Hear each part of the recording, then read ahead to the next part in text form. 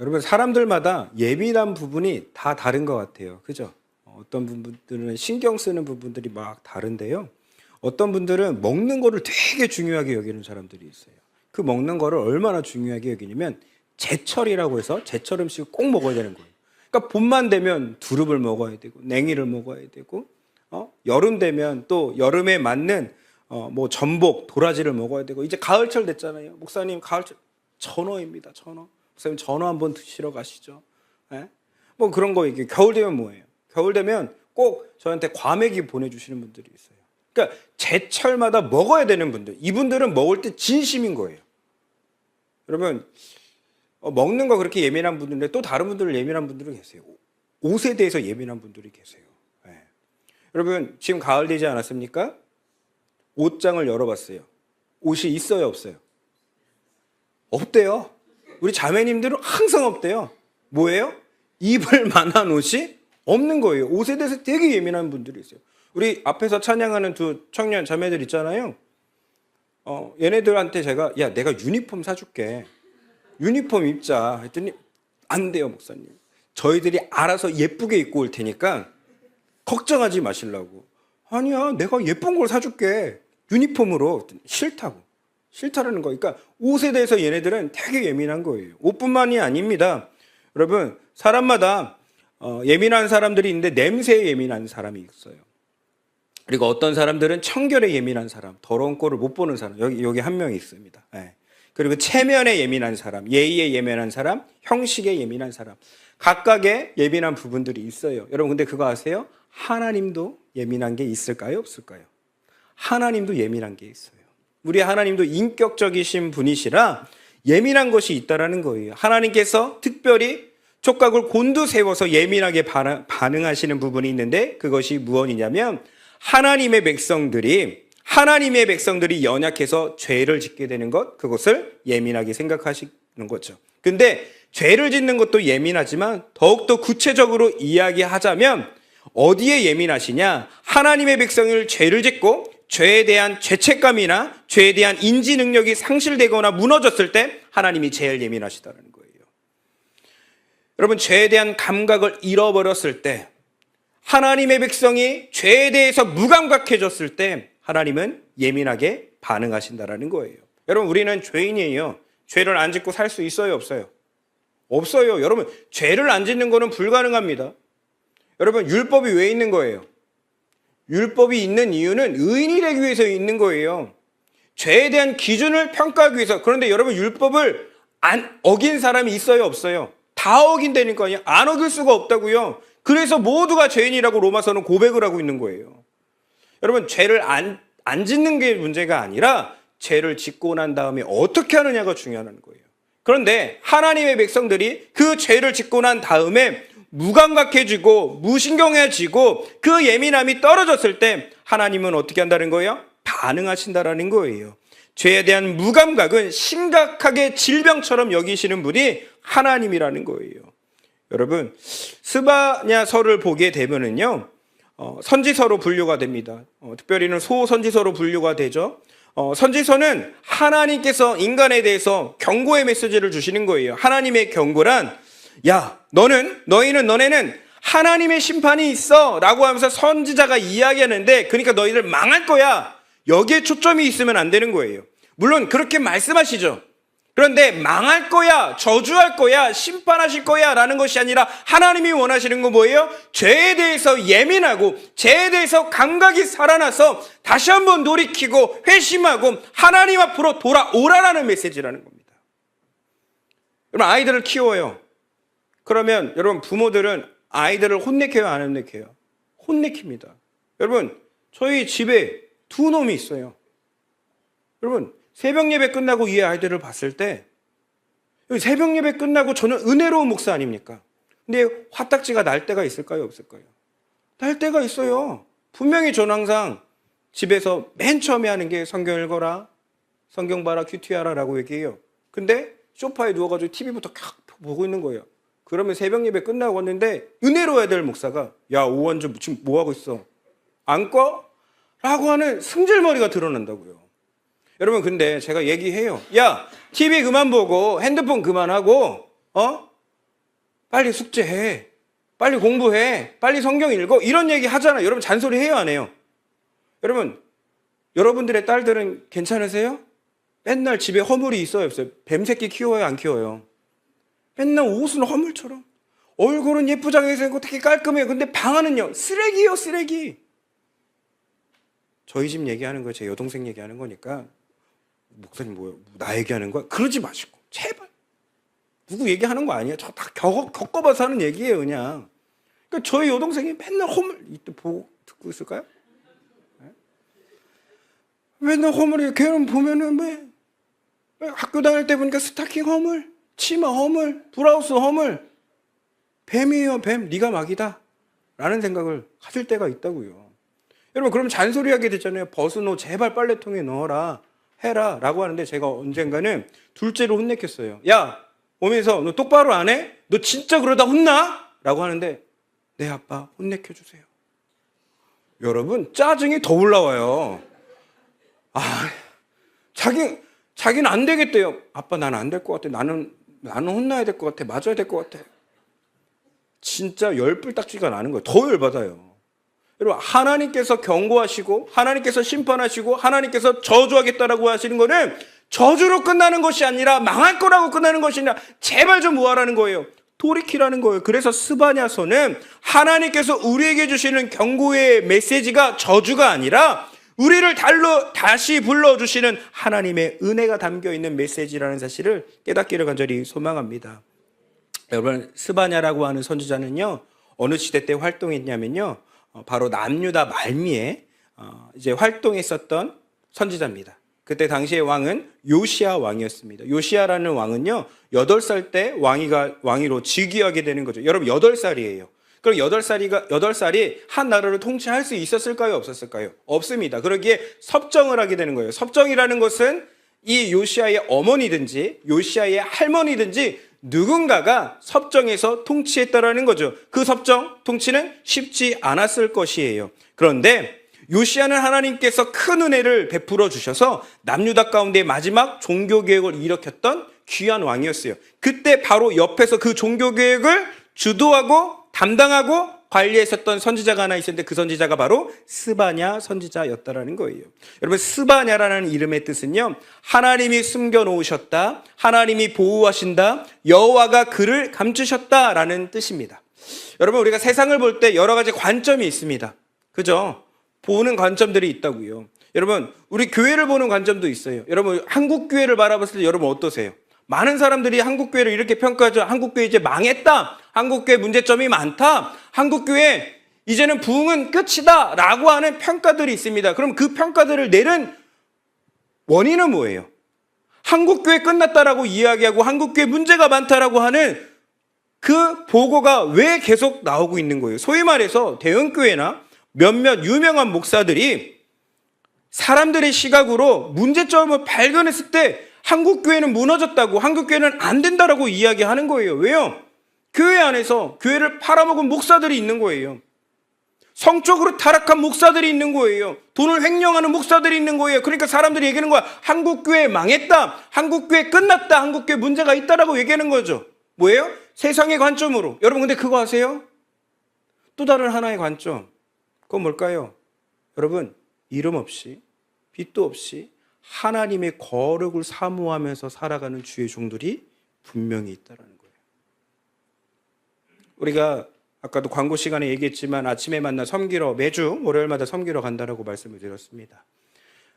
그게 시작이 이제 구재영 목사님 때문에 아침에 만나라는 아침 식사를 제공하는 그 프로젝트가 시작이 된 거예요.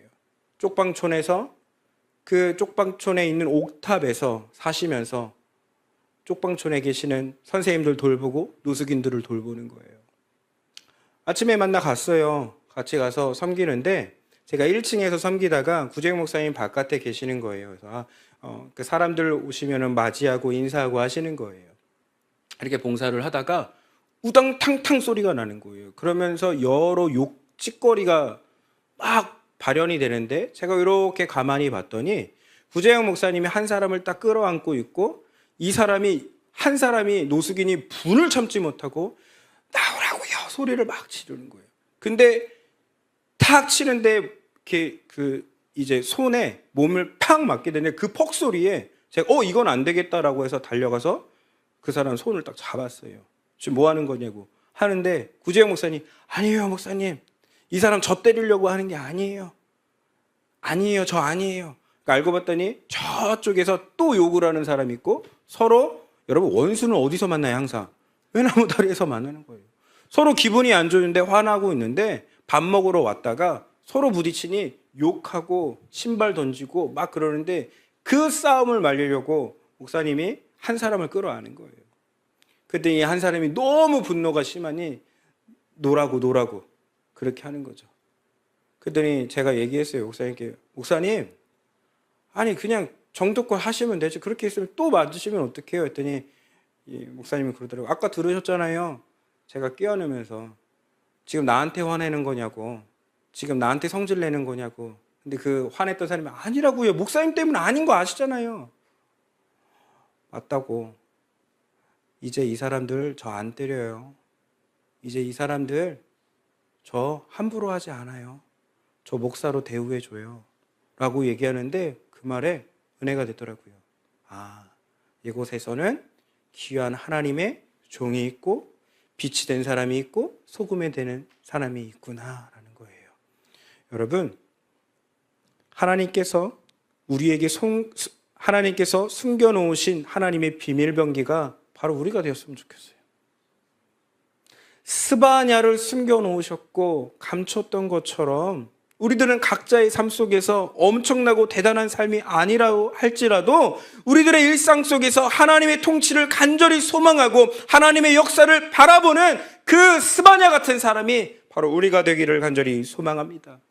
여러분, 요시야 왕 앞에 두 명의 왕이 있었습니다. 이 망할 왕들이 누구냐면 므낫세와 아몬이라는 사람입니다. 이 두 명은 어떤 짓거리를 했냐면, 여러분, 예루살렘이라고 하는 지정학적 요충지가 있었습니다. 여기는 하나님의 집이라고 할 수 있는 성소가 있는 곳입니다. 그런데 그 성소에 가나안 땅의 모든 우상들을 다 수입했습니다. 그걸 어디다 두냐? 예루살렘. 그것도 성소에다 갖다 놓게 된다는 거예요. 아니, 도대체 이 성전이 하나님의 성전인지 우상덩어리의 성전인지 분간이 안 될 정도로 그 모든 잡신들을 다 성소에 갖고 온 거예요. 그것뿐만 아니라 예루살렘 성 안에 창녀와 창남들을 다 만들어가지고 그 음란의 성 안에 가득하게 만든 거예요. 그러니까 그 음란의 행위를 골라 잡을 수 있도록 그 시스템을 만들어 놓은 게 이 므낫세와 아몬이라는 작자들이라는 거예요. 여러분, 그것뿐만 아니라 이들이 한 진짜 저급한 행태는 하나님이 진짜 싫어하는 거였어요. 그게 뭐냐면, 당시에 이방 땅 가운데 있었던 제사, 자기 살려고, 자기 이익 얻으려고 자신의 아들을 불태워 죽이는 행위를 이들이 거행해냈다는 거예요. 여러분, 아무리 자기의 이익이 중요한들 선이 있어요, 없어요? 선이라는 거 있어요. 여러분, 근데 인간이라는 종족이 참 그래요. 내 이익을 위해서 부모를 죽이는 사람들이 있나요, 없나요? 있죠. 내 이익을 위해서 형제를 죽이는 사람이 있나요, 없나요? 있죠. 내 이익을 위해서 내 자식을 버리는 짓도 거행되는 거예요.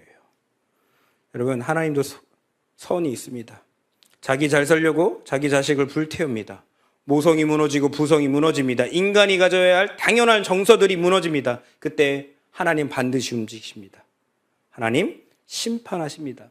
거기에 대해 여러분, 당시에 예루살렘 안에는 패션이라는 게 유행했어요. 여러분, 우리나라도 패션이라는 게 있어요, 없어요? 유행 따라가요, 안 따라가요? 유행 따라가요. 여러분, 저 중학교 때 힙합이 유행했어요. 그래가지고 힙합에서 모든 통큰 청바지, 통큰 바지 그거 다 쓸고 다녔어요. 저희 어머니가 저 쌍놈 새끼 저거 바깥에서 다 쓸고 들어와가지고 집안에서 쓸고 들어온다고, 저 쌍놈 새끼 저거 저거 아주 바지를 다 잘라버려야 된다고. 그런 적이 있어요. 여러분, 유행 따라간다고요.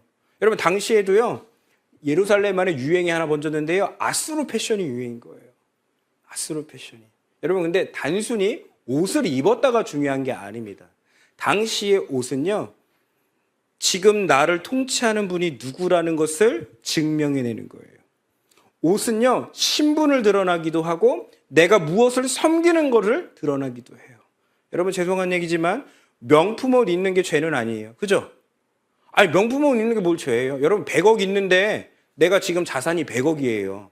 100억 있는데 여러분 샤넬 입고 루이비통 입고 그게 뭐 문제가 되겠어요? 근데 여러분 그거 아세요? 지지리도 가난하면서 명품 하는 사람들이 있어요, 없어요? 그건 죄죠. 그건 죄가 되는 거예요. 여러분 근데 그 죄가 되는 이유가 뭘까요? 나는 하나님을 드러내고 싶은 게 아니라 뭘 드러내고 싶어서? 명품을 드러내고 싶은 거예요. 이게 신분이 된다니까요. 이게 하나의 우상덩어리가 된다고요. 당시에 아수르 패션이 난무했는데 남유다 왕국 가운데 유행처럼 번져진 그 징표들은 단순히 나는 지금 누구를 섬기고 있는 존재라는 것을 드러내고 있다는 거예요. 즉 남유다 사람들이 뭘 드러내고 있는 거예요? 하나님이 아니라 아수르의 패션으로 아수르의 신상들을 드러내고 있다는 거예요. 그렇다면 여기서 중요한 게 있어요. 므낫세와 아몬은 왜 이런 짓거리를 했냐는 거예요. 왜? 도대체 하나님의 백성이라고 말할 수 있는 이스라엘 백성, 그리고 이스라엘 백성의 남유다의 수장이라고 말할 수 있는 왕은 왜 이런 짓거리를 했냐는 거예요. 여러분 그때 조금만 잘 따라, 이게 또 성경적으로 가면 또 주님 만나러 가시고 잠깐 이렇게 눈을 감고 만나보시면 안 돼. 잠깐만 좀 집중해 주시면 돼요. 지정학적으로는요, 여러분 북이스라엘은 평야지대가 있어요. 근데 남유다는 완전히 황무지입니다. 제가 그래도 갔다 와서 알잖아요.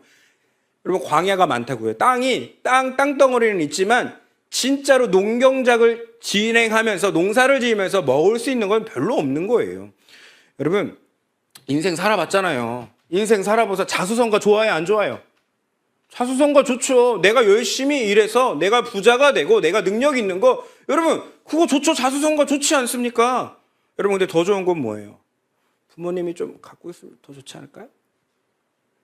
그래, 저만 쓰레기예요. 저만. 여러분 부모님이 좀 돈 좀 있고, 요번에 추석 때 내려갔는데 저 땅 내 땅인데? 아니면 저 집이 내 집인데? 그래, 저만 보니까, 얼굴 보니까 저희 집도 없어요. 그런데 여러분 인간이라는 게 비빌 언덕이라는 게 있으면 솔직히 좋아요, 안 좋아요? 아니 말 한마디라도 엄마 나 50만 원만 줘, 나 100만 원만 줄 수 있어? 이렇게 할 수 있는 부모가 있으면 좋아요, 안 좋아요? 청년들 그런 엄마가 있으면 좋을까, 안 좋을까? 엄마가 하나도 안 줘도 돼? 엄마가 야 너넨 자수성 가야 된다. 그게 좋아? 아니면 야 이번에 등록금 필요하지, 300 내가 대줄게. 이런 부모가 좋아? 대답 잘해라. 지금 분위기 있어? 자수성 가족아 좀 비빌 언덕이 있으면 좋아? 대답 안 해. 참 그래. 주지 마. 다 주지 마. 가난한 자들 다 나눠주고 얘네들 여러분 조금도 주지 마요. 주지 마. 10,000원도 주지 마. 여러분 인간 살아가는 게 그렇잖아요. 비빌 언덕이 있으면 좋잖아요. 근데 남유다는 비빌 언덕이 없다고요. 어디에 기댈 게 없다고요. 그러니까 므낫세가 생각하는 거예요. 우리가 먹고 살려면 뭐 해야 될까라고 했는데 무역하자라는 거예요. 무역. 왜요? 지정학적 요충지라고 제가 말씀드렸잖아요. 왜 지정학적 요충지냐? 여러분 세계사 보면은 큰 무역의 길들이 있습니다. 아시아에는 뭐가 있어요? 비단길이라고 하는 그 실크로드가 있어요. 그러면 아프리카에서 유럽으로 관통하는 큰 길이 하나 있대요. 그게 왕의 대로예요. 왕의 대로와 그리고 실크로드가 만나는 지정학적 기가 막힌 요충지가 있는데 그게 예루살렘이라는 거예요. 여러분 여기서 무역만 하면 먹고 사는 거예요. 무역만 잘하면 먹고 살 수 있는 거예요. 그러니까 머리 써가지고 여러분 당시에는 무역이라는 것이 그냥 우리처럼 뭐 이렇게 뭘 떼다가 뭐 만들어서 파는 것 이런 개념이 아니라고요. 갖고 와서 비싸게 팔고 뭐 이런 거 해야 되는 거잖아요. 중개무역 해야 되는 거. 근데 당시에 고대 사회 가운데 이 무역이라는 것은요, 지역적인 신적인 개념이 있다라는 거예요. 이게 무슨 말이냐? 여러분, 우리가 다른 나라를 가야 돼요. 뭐 필요해요? 첫 번째 여권이 필요하죠. 그리고 또 뭐 필요해요? 비자가 필요하다고요. 그 다른 나라에서 너 들어와도 돼라는 것을 비자를 발급한다고요. 우리 같이 어디 가볼까요? 어디 해외 또 가봐야 되나? 그러니까 여권이 필요하고 비자가 필요하고. 그런데 당시에 그러면 여권의 개념, 당시에 비자의 개념이 뭐가 있었을까? 그거예요. 뭐냐면 여러분 지역적인 신념의 개념의 통치가 있었다고요. 그럼 내가 다른 나 땅을 밟으려면 뭐 해야 돼요? 그 신이 나를 인정해 줘야 되는 거예요. 그럼 인정을 받으려면 뭐 있어야 될까요? 작은 미니어처 같은 그 땅의 신이 필요했던 거예요. 이해되셔요? 그러니까 내가 무역을 하려고 여러분 유럽 쪽으로 가고 아프리카 쪽으로 가고 메소포타미아 쪽 가야 되는 거예요. 그럼 내가 뭐가 필요할 거예요? 무역업은 많이 다녀야 된다고요. 그럼 뭐예요? 여러분 우상을 만들 때 우상이 신이 막 이따만큼 큰 것 같죠? 아니에요. 메소포타미아 지방 가운데에 우상들을 발견했는데 다 손바닥만한 거예요. 왜요? 치역적인 신적인 개념이 있기 때문에 이걸 갖고 있으면 내가 저 지역에 계서 저 신이 나에게 저주하지 않고 심판하지 않을 거라, 해를 끼치지 않을 거라고 생각해서 조그마한 미니어처 같은 우상들을 갖고 다녔다고요. 그런데 므낫세는 여러분 수출을 하고 이 무역을 하려면 개방을 해야 된다고요. 뭐 한 거예요? 그거 안 갖고 다녀도 돼. 우리 예루살렘 그 모든 신 다 있어. 지금 이해되셨어요? 모든 가나안 땅 가운데 이방 잡신들을 다 끌고 와가지고 그 문화들도 다 끌고 와서 너희들 언제든지 우리나라에서 무역해도 돼 라고 하는 거예요. 여러분 고대 근동지방 가운데 발견된 그 신상들이 어디에 한복판에 다 모여 있는 거예요? 예루살렘 한복판에. 그것도 어디에? 성전에 있게 되는 거예요. 여러분 한국교회가 2000년 들어와서 급격히 쇠퇴하게 됐습니다. 그죠? 우리는 겪어봤잖아요. 90년대를 저는 겪어봤고 80년대는 뭐 기억은 나지 않지만 나름 그 90년대 가운데에 막 부흥성장을 했었던 한국교회예요. 근데 2000년대가 들어오면서 급격히 한국교회는 쇠퇴하는 것을 몸소 체험했습니다. 여러분 거기에 맞물려서 공통점이 한 가지 발견이 됩니다. 그게 뭐예요? 경제 가운데에 잘 살자고 한 거예요. 아닙니까? 잘 살자고 한 거예요. 여러분 잘 사는 것에 반대할 사람 있어요? 없어요? 없어요. 그런데 그거 아세요? 잘 살면 살수록 그리스도인들은 세상의 사람들보다 윤리적 도덕적 기준이 높아야 돼요. 근데 뭐예요? 그것보다 더 낮으니 한국교회는 뭐 한 거예요? 타락하게 버린 거예요. 오히려 한국교회가 돈 거리니 뭐 하게 된 거예요? 한국교회가 쇠퇴할 수밖에 없는 거예요. 여러분 당시에 남유다가 먹고 살려고 했다고요. 그게 뭘 죄냐고요? 먹고 살려고 하는 게 죄가 아니라고요. 그런데 뭐예요? 가나안 땅에 퍼져 있는 잡신들을 다 어디 갖고 왔다라는 거예요? 예루살렘 한복판, 그것도 성전에 갖고 왔다라는 거예요. 한국교회가 왜 위험하냐? 세상에 있는 가치관들을 다 이제 어디로 갖고 들어오는 거예요? 교회 안에 갖고 들어올 때 그게 위험하다는 거예요. 여러분 먹고 사는 문제 필요해요. 그게 안 필요하다는 거 아니에요? 그거보다 더 중요한 건 예수 믿는 사람들은요. 그거보다 더 중요한 게 있어요. 마태복음 6장 31절부터 33절 말씀입니다. 같이 읽도록 하겠습니다. 시작. 그러므로 염려하여 이르기를 무엇을 먹을까 무엇을 마실까 무엇을 입을까 하지 말라. 이는 다 이방인들이 구하는 것이라. 너희 하늘 아버지께서 이 모든 것이 너희에게 있어야 할 줄을 아시느니라. 그런즉 너희는 먼저 그의 나라와 그의 의를 구하라. 그래야면 이 모든 것을 너희에게 더하시리라. 아멘. 여러분 주님 말씀하시는 거예요. 너희는 무엇을 먹을까 무엇을 마실까 무엇을 입을까 염려하지 마라. 왜요? 다 누가 채워주신다라는 거예요. 하나님이. 우리가 추구하고 우리가 바라는 건 뭐가 될 거예요? 하나님의 나라와 의를 먼저 구하는 거예요. 제발 순서를 잊지 마세요. 므낫세는 순서를 잊어버렸다고요. 하나님이 먼저고 하나님을 의지하면 나머지는 누가 채워주신다는 거예요. 하나님이 채워주신다는데 므낫세와 아몬은 뭐라는 거예요? 그게 중요하지 않은 게 먹고 살아야 되는 거 아니냐. 맞아요. 먹고 사는 게 중요해요. 근데 그거보다 더 중요한 건 예수 믿는 사람들은 하나님이 먼저라는 사실을 깨닫기를 간절히 소망합니다. 그때 이스라엘 백성들이 저질렀던 범죄예요. 1장 12절 말씀입니다. 스바냐 1장 12절 말씀 같이 읽겠습니다. 시작. 그때에 내가 예루살렘에서 찌꺼기같이 가라앉아서 마음속에 스스로 이르기를 여호와께서는 복도 내리지 아니하시며 화도 내리지 아니하시리라 하는 자를 등불로 두루 찾아 벌하리니. 아멘. 여러분 이게 무슨 뜻이냐면 여러분 고대 가운데 이게 포도주를 만들어요. 포도주를 어떻게 만드냐면 큰 틀이 있습니다. 그 큰 틀 가운데 포도를 막 넣어요. 포도를 넣은 다음에요. 이게 축제예요. 축제. 어떤 축제냐라고 하면은 큰 틀 가운데에 포도를 넣어서 사람들이 발을 씻어가지고 들어가서 발로 밟는 거예요.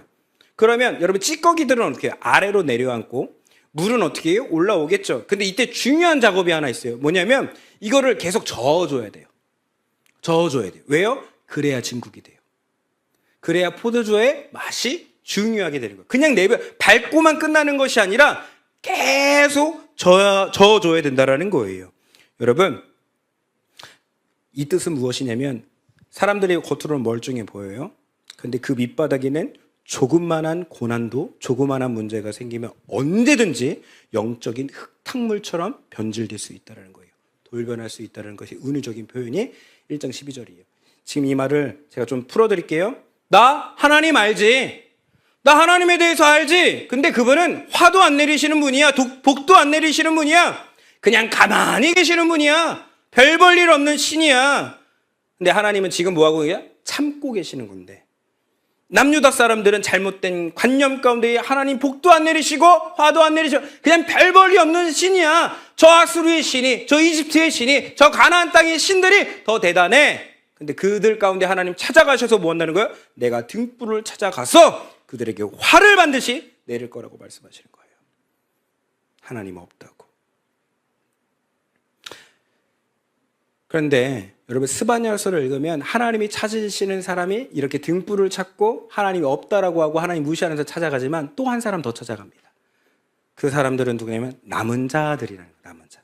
스바냐서를 읽는다면 그 남은 자에 대해서 설명하고 있거든요.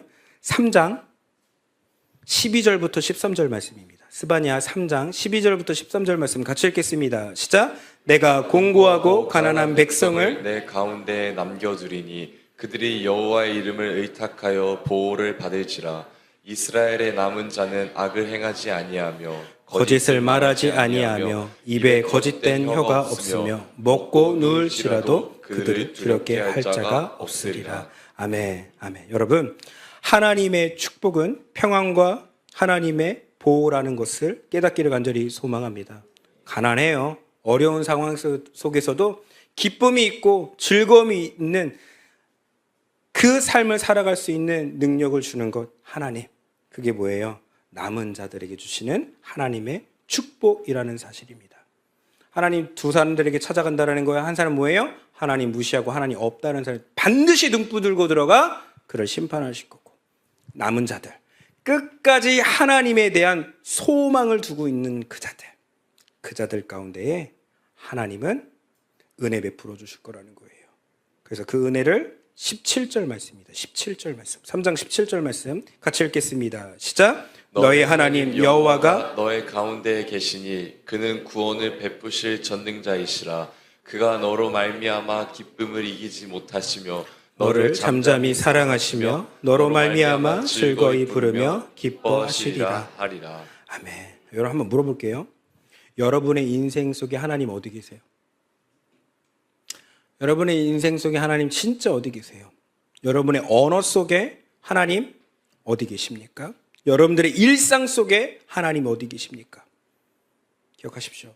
여러분들의 중심에 계셔야 합니다. 만약에 그 중심에 하나님 안 계시면 여러분, 우리 그게 가장 큰 재앙이라는 거예요. 재앙이 나에게 고난이 찾아오고 어려움이 찾아오는 게 재앙이 아니라 내 삶에 하나님 없는 삶이 가장 큰 죄악이라는 거예요. 여러분, 그렇다면 어떤 사람이 좀 축복받은 사람인 것 같아요? 여러분 생각하기에. 뭐 학생들한테 공부 잘하는 사람? 책 한 번 읽었는데 책을 암기가 다 돼. 축복받았지. 그쳤는데 얘는 나랑 똑같이 놀았는데, 분명히 노래방 가고 PC방 가고 별짓 다 했는데 반에서 1등해. 그럼 공부 잘하는 사람, 축복받은 사람? 아니면 어떤 사람은요, 어디든 투자하면 10배, 아니요 100배, 1000배 모든 게 오르는 거예요. 주식을 해도 올라, 부동산 투자해도 올라, 사업을 해도 올라, 잘 되는 거예요. 그런 사람이 진짜 축복받은 사람일까요? 이게 감각이 없어. 진짜 축복받은 사람, 아무리 먹어도 살 안 찌는 사람. 요건 좀 공감이 돼요? 아니 먹었는데 이제 저 옆에 내는 그렇게 처먹었는데도 살이 안 쪄. 나는 물만 마셨는데. 제가 물만 마셔도 살찌죠? 아니요 목사님, 저는 숨만 쉬어도 살쪄요. 숨만 쉬는데 무슨 살이 쪄요? 말도 안 되는 소리 하고 있어. 여러분, 그런 사람들이 진짜 축복받은 사람일까요? 성경은 말합니다. 그런 사람들이 축복받은 사람이 아니라 하나님이 내 인생 가운데 관여하고 하나님께서 내 인생 가운데 중심을 잡고 있는 것, 그게 축복받은 사람이라는 사실을 깨닫기를 간절히 소망합니다. 여러분, 하나님께 소망을 두는 자, 그게 남은 자라고요. 그 남은 자 가운데 하나님 이렇게 말씀하시는 거예요.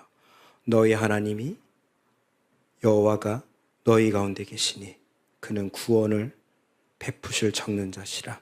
그가 너로 말미암아 기쁨을 이기지 못하시며 너를 잠잠히 사랑하시며 너로 말미암아 즐거이 부르며 기뻐하시리라. 아멘. 여러분, 내가 남은 자로서 좁은 길 가고 십자가 길 가고 그렇게 바둥바둥 애타게 하나님께 소망을 두며 산다면 누가 기뻐하신다는 거예요? 하나님이 기뻐하신다는 거예요. 그렇게 더러운 죄악 가운데에 죄 지을 수 있어요. 회개하시고 돌이키시고 하나님과 동행하는 여러분들의 삶 되기를 간절히 소망합니다. 얘기하고 말씀 마무리할게요. 여러분, 나름 목회를 하면서 하나님 앞에 칭찬 들은 적 있을 거 아닙니까? 제가 칭찬 들은 적. 교회를 개척했을 때, 야, 내 종아 진짜 고맙다, 대단하다. 하나님 그렇게 말씀하신 적 없어요. 개척했을 때. 아니, 교회를 더 넓혔어요. 교회 성도도 매매했어요. 하나님 칭찬하시진 않더라고요. 뭐라고 말씀하시지 않으세요? 여러분, 성도님들도 꽤 많이 모입니다. 전도해요. 여러분, 2층에 있는 무당 전도했어요. 칭찬하시지 않으세요. 안 대단하죠? 여러분 눈에는. 어디서 안 듣구나, 여러분들은. 여러분, 그런 거 했다고 저를 칭찬하시지 않더라고요. 제가 그토록 사모했던 마가의 다락방 인천 방주교에서 설교했을 때 그때 찬양인도 하고 이럴 때 칭찬하지 않으셨어요. 유명한 집회에 가가지고 설교했을 때 그때 칭찬하지 않더라고. 언제 칭찬해 주는지 아세요? 제가 개척을 하고 누수긴 섬김을 하는데 주먹밥을 갖고 갔다고요. 근데 이게 끊겼어요. 근데 한 누수긴 분 선생님께서 저한테 목사님, 저 국밥 한 그릇 사주세요. 알겠어요. 국밥 한 그릇 먹이려고 그 영등포 동네를 식당을 들어가면 쫓겨나고 냄새 난다고 쫓겨나는 거예요. 그래서 제가 선생님, 우리 계속 쫓겨나는데 포장해서 먹을까요? 그럼 포장해서 먹죠. 한겨울이었습니다. 한겨울에. 그래서 2개를 샀어요. 2개를 사갖고 와서 영등포공원 벤치에 그 포장을 풀러서 같이 먹었어요. 여러분, 그냥 사주고 가도 돼요. 그렇잖아요. 근데 제 마음 가운데에 같이 먹고 싶은 거예요. 냄새나도 더러워도 같이 먹고 싶은 거예요. 그래서 맛있게 같이 먹었어요. 얘기를 하면서. 근데 이분이 그러는 거예요. 목사님, 같이 먹어줘서 고마워요.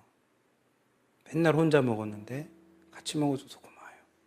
그리고 교회에 와서 무릎 꿇고 기도하는데 하나님이 진짜 오랜만에 찾아오셔서 저한테 얘기하신 거예요. 내 종아, 그 버려진 자를 위해서 함께 해줘서 고맙다. 같이 밥 먹어줘서 고맙다. 너는 그 은혜를 잊지 말아라.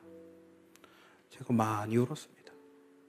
그럼 저의 목회의 방향은 하나님께서 기뻐하시는 그 자리에 서 있는 거예요. 여러분, 그거 놓쳐버렸을 때 우리 누구 놓치는 줄 아세요?